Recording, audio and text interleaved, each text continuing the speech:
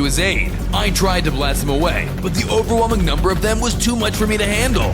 One of the tanks managed to come to the Titan's side and use an upgrade that caused the Titan cameraman to transform. His armor grew sturdier, and his shield transformed into a powerful hammer. He was now an upgraded Titan cameraman. That's not fair! The Titan lifted his hammer and smashed it into the ground, sending me flying into the sky with a massive shockwave.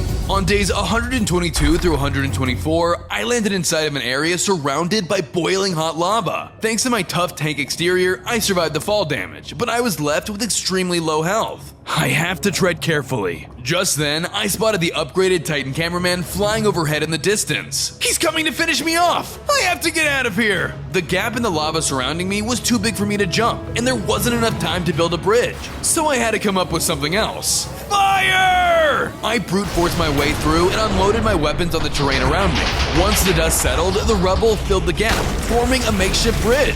I sped across the bridge and ran for my life as the upgraded Titan flew in closer. You're not escaping.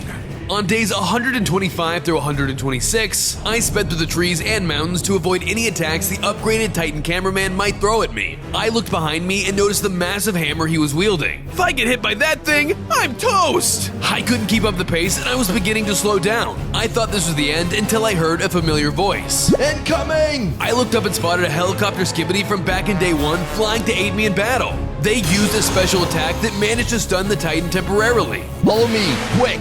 I did as they said and zoomed off to the Skibidi toilet, leaving the Titan clueless as to where I went. Once we were far enough away, we found a good spot to hide. Thanks for saving me back there. What's your name, soldier? Where are the others? I'm Chopper, sir. The other toilets are still trapped in a cameraman prison. I was the only one who escaped. Take me there. We need to save our friends. On days 127 through 129, I followed my Skibidi friend until we arrived at a heavily secured prison floating in the sky. It was crawling with cameraman guards. How are we gonna get in there? You stay behind. They'll be looking for helicopter toilets. I got this. Not wanting to put any more of my Skibidi allies at risk of being captured, I continued into the mission alone. I made the slow climb up the massive tether attached to the aerial prison. After reaching the top, I began stealthing through the facility, looking for any of my captured friends. Due to my larger tank size, it was a bit more difficult to avoid the cameraman guards. After having a few close calls, I managed to find the entrance to the prison cells, but it was being guarded. I waited for the guard blocking my way to move along and then rushed in. Once inside, I noticed there were loads of cages with toilets trapped within them. Don't worry guys, your commander has arrived. I tried to open one of the cages, but when I did, alarms began to blare. That's not good. The wall of the cell room blasted open, and an army of tank cameramen was revealed on the other side. Intruder!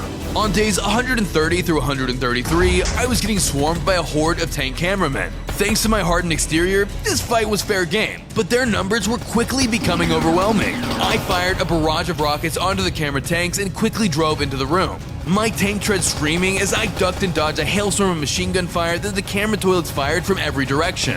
I did my best to not get shot, but their sheer numbers made it easy for them to maneuver around me and block my path. Lucky for me, my hardened porcelain tank exterior deflected a lot of the bullets' damage as I swung my mighty plunger to push past their troops. Some of them were equipped with flamethrowers, and pretty soon, the whole room was lit on fire. I did my best to dodge the fire, and fought them off with my laser and machine guns. As I began to fire my own munitions back at my enemies, one by one, they started to fall. Unfortunately, the rate at which I was taking them out wasn't fast enough. I started shooting more rockets focused on the crowd to give me some room to breathe. My armor was tough, but I was beginning to see that the staggering number of enemies I had to face was too much for me. I need backup! Feeling like it was over, I looked around to see if I could change the fate of this fight. I quickly spotted a control panel and rushed over to it. Not knowing what it would do, I began blasting the panel with my weapons, breaking it completely.